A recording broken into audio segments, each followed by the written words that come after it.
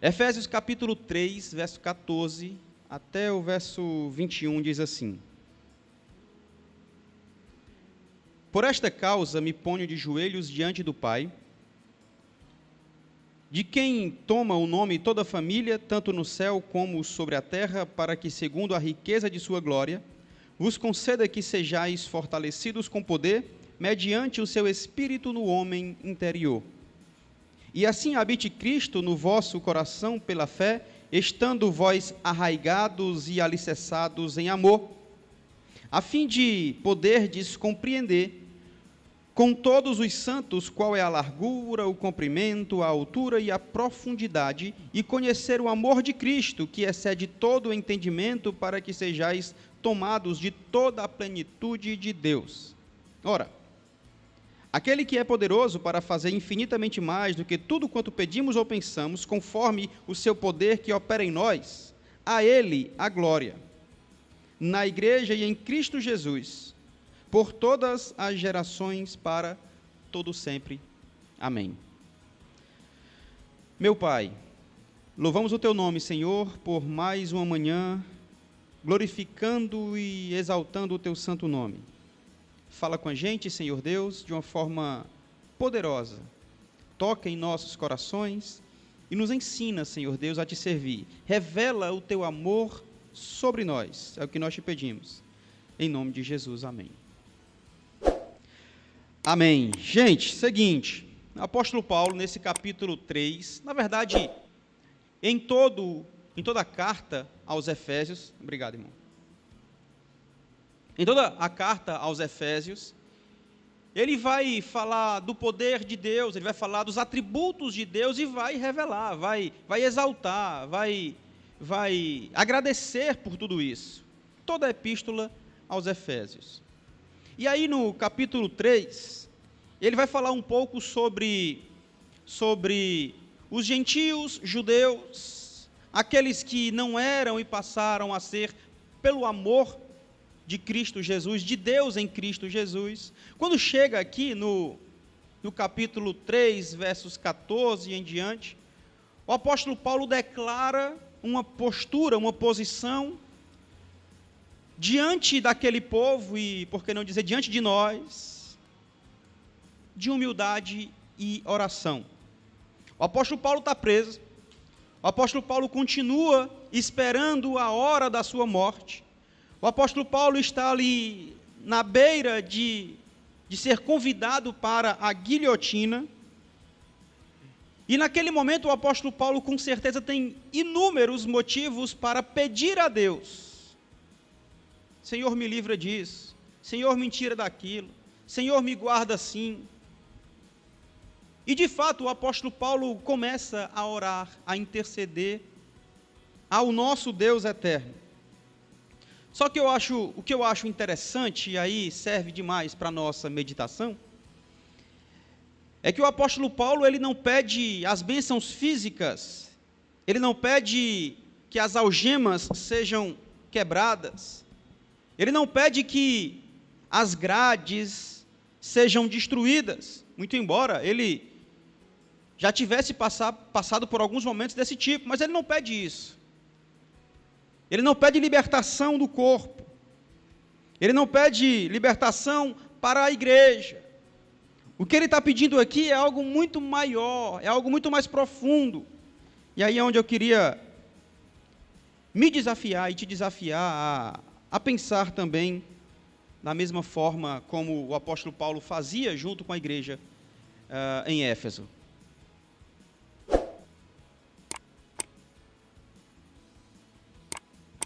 Primeiro que ele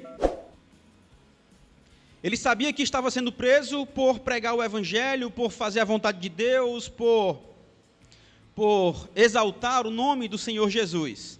Em outras palavras, ele estava preso, mas ele sabia perfeitamente que a palavra de Deus continuava livre. Ele sabia perfeitamente que o homem podia prendê-lo, aprisioná-lo, mas que ele poderia interceder pela igreja, pelo povo, pelas pessoas, pela comunidade.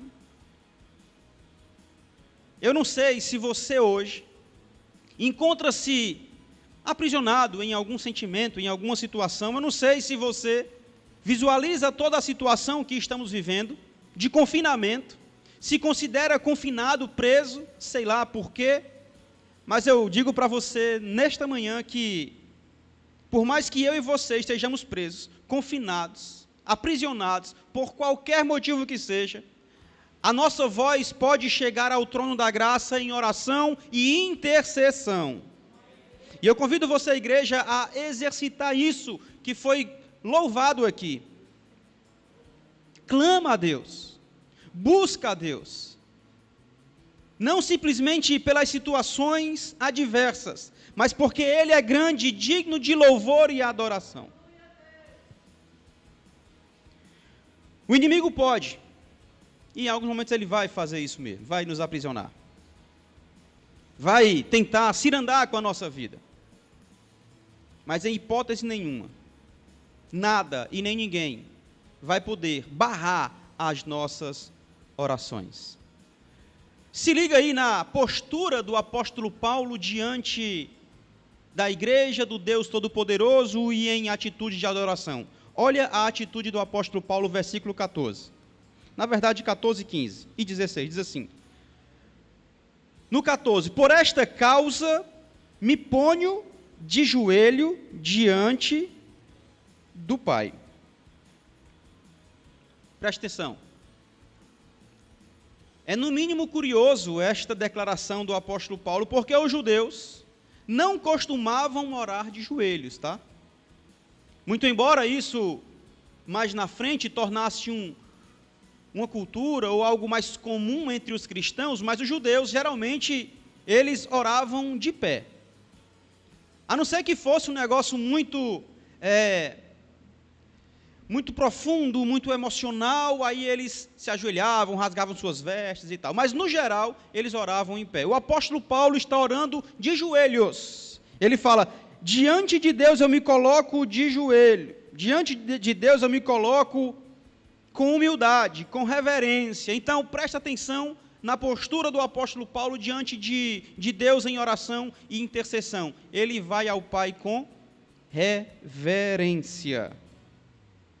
Pastor, então quer dizer que se eu orar em pé ou deitado, eu não vou estar sendo reverente? Não. A Bíblia não sacraliza a posição de oração. Não. A Bíblia não vai dizer que você tem que orar desse jeito. Não.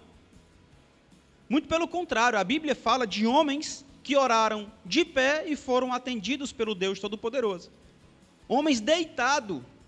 Quem lembra do rei Ezequias? Estava deitado.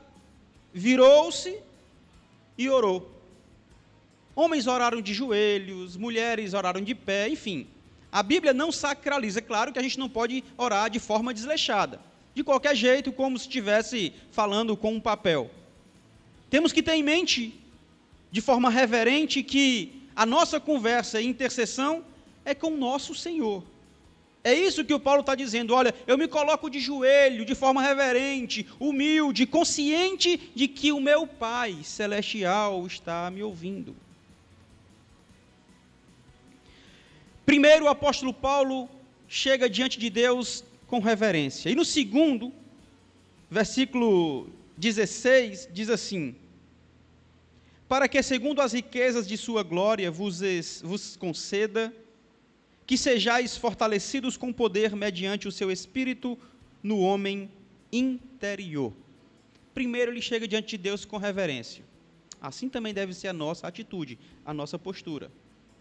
Nós falamos domingo passado que nós não temos o poder de decretar o que Deus vai ter que fazer. Se eu chego de forma reverente, não sou eu que vou dizer o que Ele vai ter que fazer.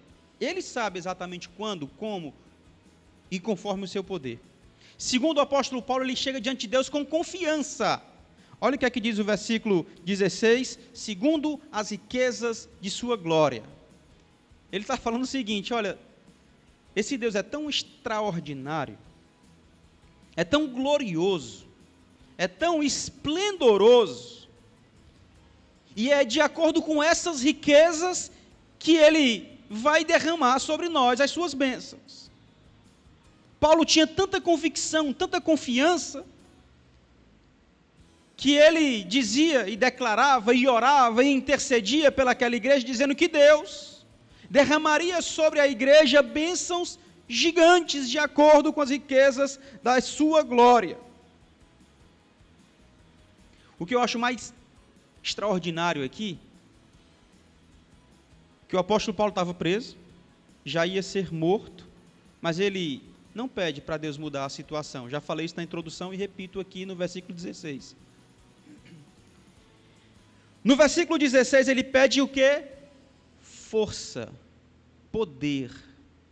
Deus, muda a situação agora. Não, ele não fala isso. Ele fala, Deus, me dá força e fortalece a igreja para vencer essa situação adversa.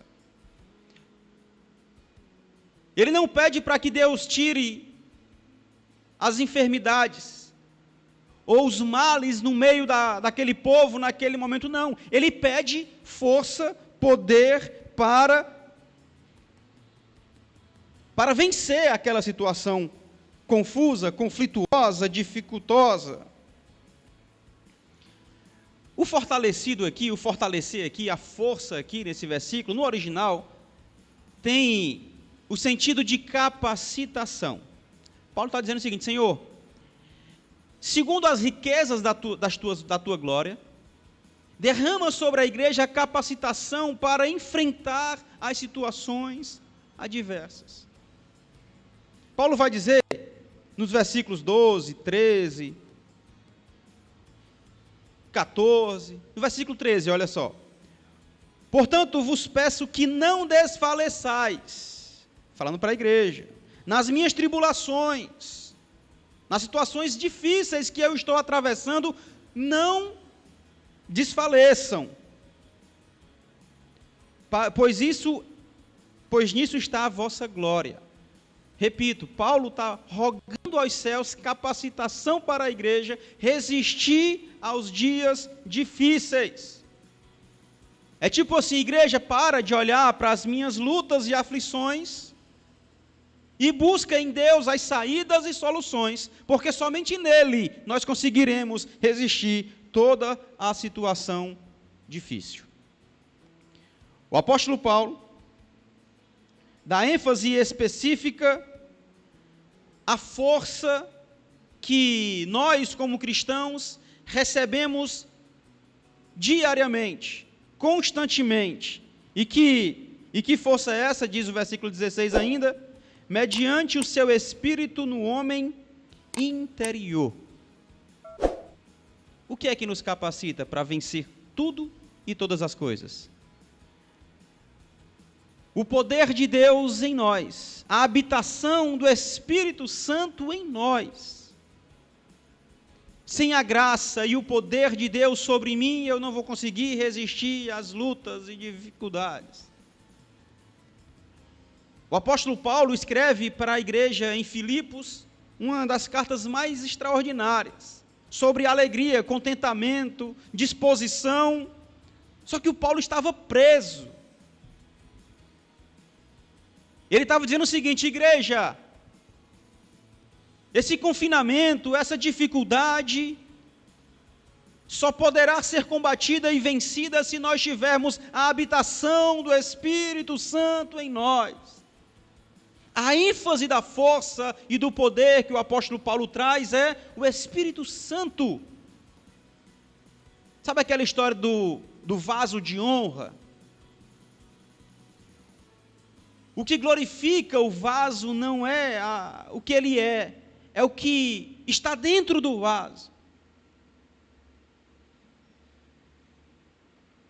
A glória não é o vaso em si, a glória é do que foi derramado dentro. O Espírito Santo na sua vida traz valor, dignidade, poder, alegria e contentamento. O apóstolo Paulo está dizendo, olha, traz força, capacitação no Espírito para o homem interior. De nada adianta eu mostrar de forma externa que eu estou bem, feliz, rico, quando na verdade por dentro eu estou destruído. Jesus chama isso de quê? Sepulcro caiado. De nada adianta estar muito enfeitado por fora se dentro não presta, está tudo podre. Que eu e você possamos encontrar poder, capacidade, capacitação no Espírito Santo que habita em nós, no Espírito Santo que nos capacita, no Espírito Santo que revela o amor de Cristo a mim e a você. Na sequência, se liga na essência da oração do apóstolo Paulo. Versículos 17 até o 19, ele vai mostrar, revelar para mim coisas, e para você, coisas preciosas. Versículo 17, só na parte A, ele fala assim, ó. E assim habite Cristo no vosso coração. E assim habite Cristo no vosso coração. 17.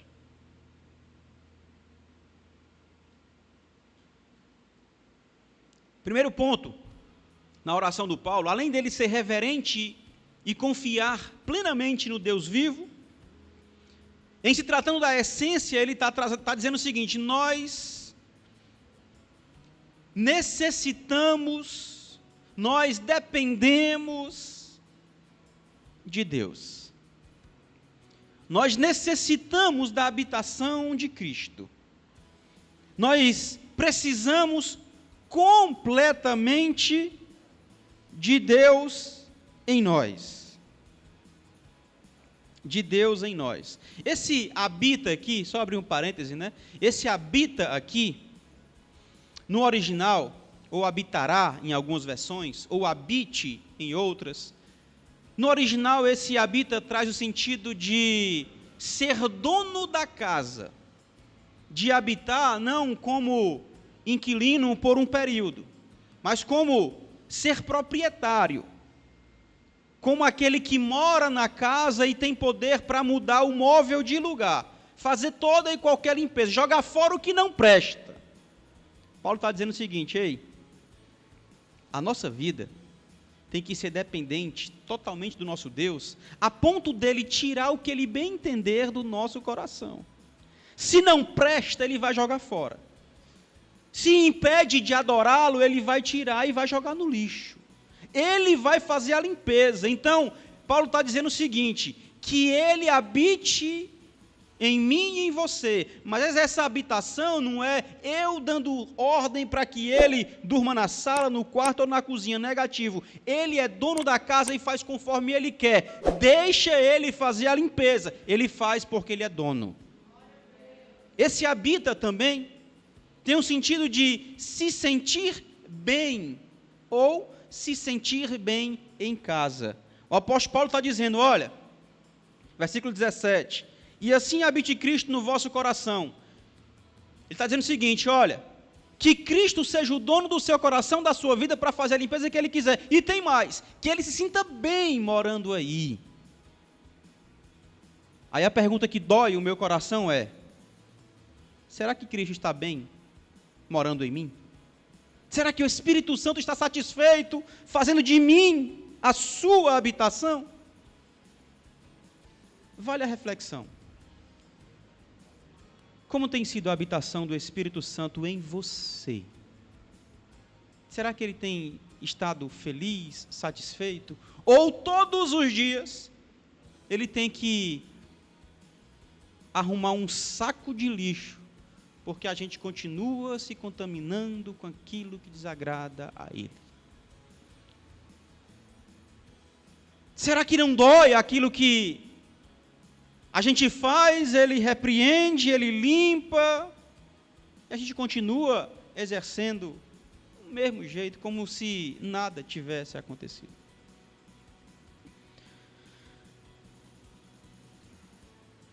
Ele é o dono da casa. Ele tem poder para fazer conforme ele quer. E às vezes a gente louva, tem um hino que fala sobre isso, né? Que troque os móveis de lugar, não sei o quê, né? E aí quando ele começa a trocar os móveis de lugar, quando ele começa a mudar a cama, começa a tirar poeira, começa a mudar, a gente começa a reclamar. Senhor, está doendo. Está doendo. Claro. Ele está esfregando, Ele está limpando, Ele está transformando. Vai doer. Mas se eu disser, Senhor, troca os móveis de lugar conforme Tu queres, Ele vai fazer sempre o melhor para mim e para você. Ele vai fazer sempre o melhor para mim e para você. Versículo 17, na parte B, ele fala assim, ó, além de Cristo habitar em vosso coração, no meu coração, no seu coração, pela fé, estando arraigados e alicerçados. Na revista e atualizada vai dizer arraigados e alicerçados. Em outras vai falar sobre raízes e fundamentos, como a NVT. O que o Paulo está dizendo aqui é trazendo duas metáforas que também cabem perfeitamente nessa intercessão. Ele está dizendo o seguinte, olha, além de vocês, de nós, dependermos de Deus, nós também necessitamos do amor fraternal, do amor em comunidade, do amor uns aos outros, do amor comunitário, do amor um a um, do amor mútuo. Ele está dizendo o seguinte, olha, uma árvore, para poder ser alimentada, ser suprida, ela precisa de raízes. E quanto mais profunda as raízes, mais alimento essa árvore vai ter.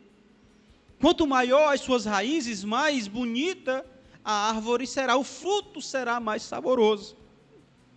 Da mesma forma, sou eu e você como crente em Cristo Jesus. Temos que estar enraizado no amor, para que eu possa ajudar o outro, estender a mão para o outro, contribuir para o outro. Quanto maior as minhas raízes, mais alimentado em Cristo eu serei, mais completo em Cristo eu serei, e dessa forma eu consigo derramar sobre os outros estas bênçãos também. Além da árvore, Paulo usa a metáfora de uma construção, alicerce, fundamento. A gente sabe que quanto mais fundo seja o alicerce, quanto maior é o alicerce, quanto mais para baixo o prédio crescer, mais seguro, mais forte ele vai estar, mais ele vai suportar. Como estamos alimentando o amor, a comunhão uns com os outros? Tem cessado em amor. Lá em Mateus capítulo 7, vai falar aquela história lá do cara que construiu a casa na areia e tal.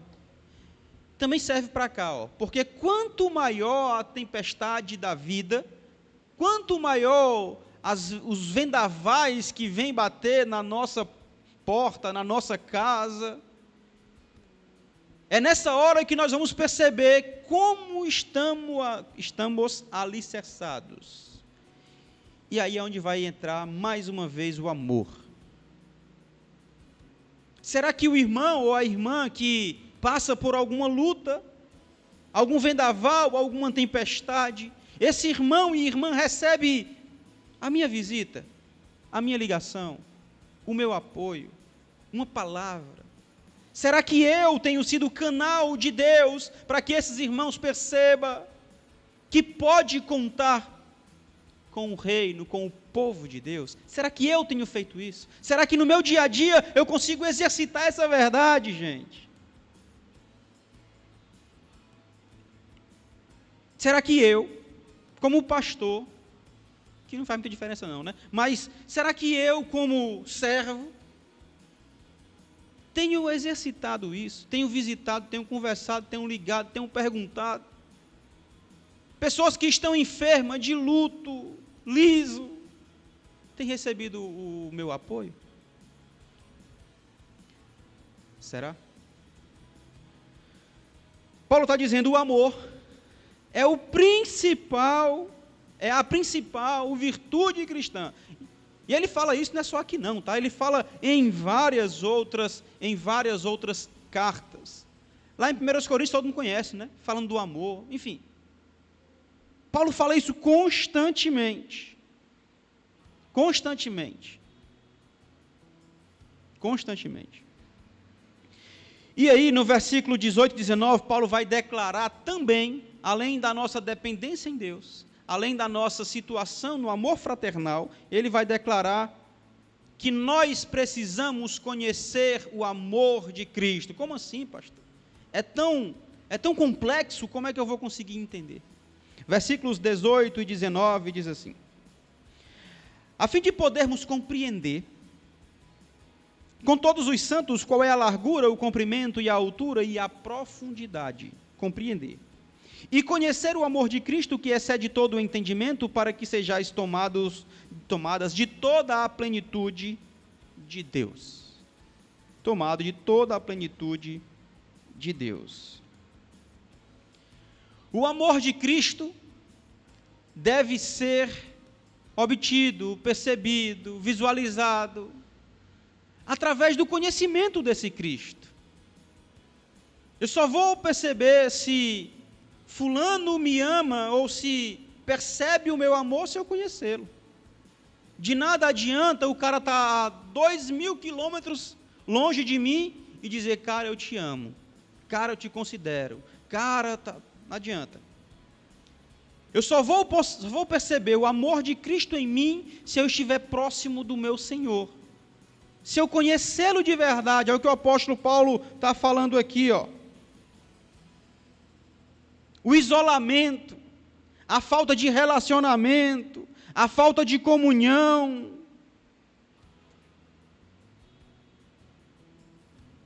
Às vezes nós fazemos a opção de ficarmos distantes da comunhão. Vamos trazer para a igreja mesmo. Podia não ser igreja, tá? Podia ser... Mas nós fazemos a opção de nos isolar. Como é que eu vou perceber o amor uns dos outros, uns com os outros, se eu estou distante, se eu estou longe, se eu não consigo perceber? Esse isolamento, muitas vezes, se torna um obstáculo para compreender o amor. Para compreender o amor. E aí, o apóstolo Paulo fala conhecer, né? Conhecer, compreender, no versículo 18, conhecer, no versículo 19. Esse conhecer refere-se a um conhecimento objetivo, de experiência. Sabe aquela história do Jó? Que em certo momento da sua vida ele era um cara íntegro, reto, sincero, se desviava do mal, que fazia tudo bacana, que ofertava, que sacrificava, que intercedia. Um cara show. Um exemplo de cidadão do céu era Jó. Só que depois ele passa por tantas coisas gigantes, e ele continua íntegro. Em dado momento ele começa a questionar e fazer perguntas a Deus, ele é de alguma forma afrontado pela esposa, pelos amigos, mas continua ali como um cara de boa referência. Chega no capítulo 42, no final da história de Jó, o que é que ele diz? Antes, os meus olhos te viam, quer dizer, antes, eu só te conhecia de ouvir falar. Hoje, eu tenho experiência contigo. Os meus olhos te veem. Não é subjetivo, é objetivo. Eu consigo apalpar, perceber. Os meus olhos te veem. Conhecer, para que eu conheça Cristo, o amor de Cristo, eu preciso vivenciar, experimentar. Não adianta só eu ouvir falar, não adianta o mundo pregar para mim se eu não decidir tomar uma atitude, fazer algo além, ir em busca também. O conhecimento de Cristo na minha vida deve ser experimental. Eu preciso experimentar. E aí o apóstolo Paulo, ele ora também, ele intercede também, para que nós possamos compreender o amor de Cristo em suas plenas dimensões. Aqui é cruel, né? Para que eu e você possamos perceber o quê? Qual seja a largura, a altura, a profundidade, o comprimento, tudo. E aí o John Stott faz uma brincadeira em cima disso daqui, que não vou falar porque ainda tem outro ponto, mas é interessante. A resposta para as nossas orações. A resposta para as nossas orações, versículo 20. Curiosamente foi louvado também aqui, né?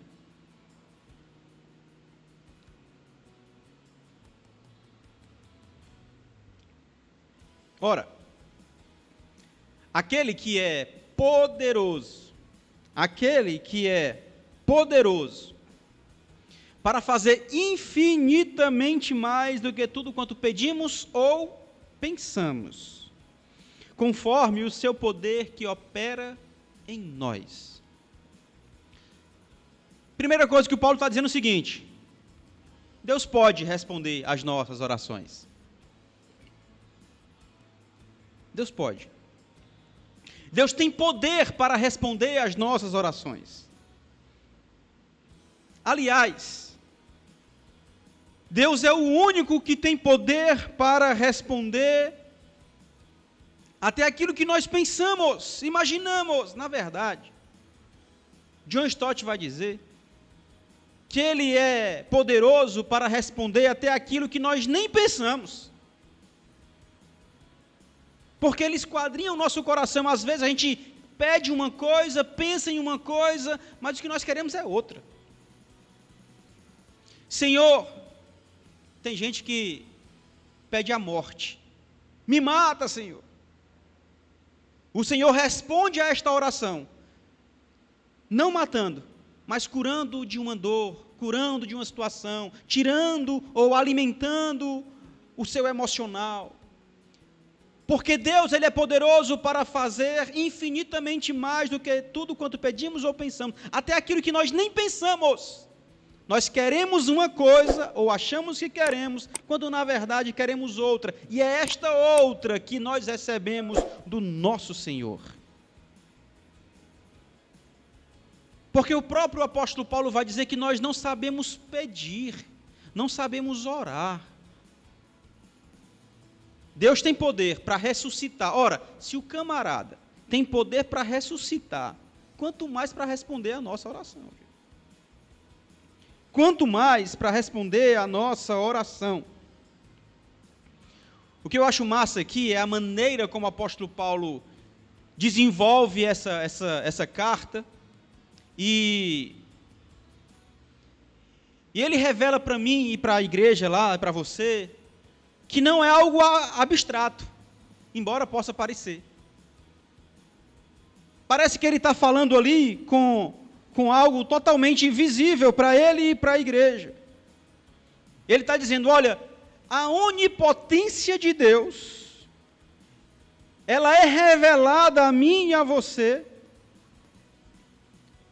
na hora em que Ele responde às nossas orações, seja ela qual for. E aí tem um detalhe, né? Às vezes Deus responde com um sim. A gente fica feliz, não é não? É bom. Às vezes Ele responde com um não. Aí dói. Só que eu tenho que me lembrar da oração do apóstolo Paulo, quando ele fala, habita no meu coração, muda o móvel, faz a limpeza que tu quiseres. Porque esse não, muitas vezes, é falando, não faz isso. Eu não quero essa geladeira aqui. Eu não quero essa mesa aqui. O melhor para ti é deixar a sala desse jeito. Então deixa eu mudar. Aí ele fala não. E muitas vezes ele faz o quê? Ele silencia, né, cara? Eita. Quando ele fica em silêncio, a gente fica desesperado. Desesperado. Mas o poder de Deus, a onipotência de Deus, é revelada até no seu silêncio. Até no seu silêncio. Porque muitas vezes nós não saberíamos lidar com aquela resposta, seja positiva, seja negativa. Alguém tem dúvida, gente? E aí, esse é o nosso desafio nesta manhã. Alguém tem dúvida de que Deus quer o melhor para nós? Alguém tem dúvida de que Deus sabe o que é melhor para nós? Paulo está dizendo, o meu desejo nessa carta, nessa oração, é que vocês compreendam o amor de Cristo em todas as dimensões. E ele pode responder, só que muitas vezes vai ser com não, vai ser em silêncio, mas mesmo assim ele revela o seu poder gigante, porque ele sabe o que é melhor para mim e para você. Porque ele sabe o que é melhor para mim e para você. Paulo está dizendo o seguinte, olha, conforme aqui ele está dizendo o seguinte, todo o poder de Deus, para responder isso, é conforme a sua soberania, a sua glória, o seu cuidado sobre nós. E esse cuidado, essa onipotência, tirou a mim e a você das trevas e nos colocou na luz. Fez de mim e de você algo triste, sem valor, um pecador, e nos fez fazer parte da família. Romanos 5:8 vai dizer, ele nos amou quando nós ainda éramos pecadores.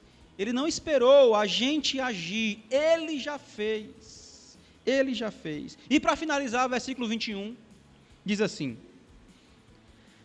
a ele seja a glória na igreja e em Cristo Jesus, por todas as gerações, para todo o sempre. O apóstolo Paulo finaliza com uma atitude de gratidão por todas as bênçãos graciosamente derramadas sobre a igreja em toda a epístola, tá? Em toda a epístola. No capítulo 1, Paulo vai falar sobre o poder de Deus.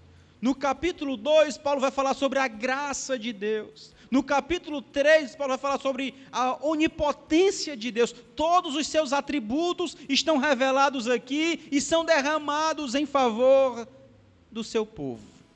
Paulo agradece e engrandece ao Senhor por tudo isso.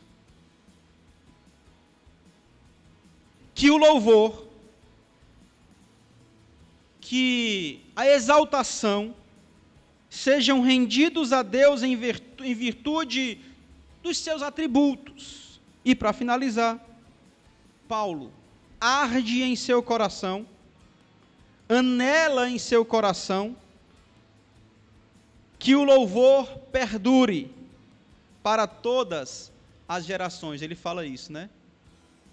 A ele seja a glória na igreja e em Cristo Jesus por todas as gerações. Para finalizar, Paulo está dizendo o seguinte: tudo isso será revelado, tudo isso será desenvolvido, tudo isso será agradecido através da igreja, que é o corpo, e em Cristo Jesus, a cabeça. Amém. Louvado seja Deus para sempre. Que nós possamos compreender o amor de Cristo em nossos corações. Amém.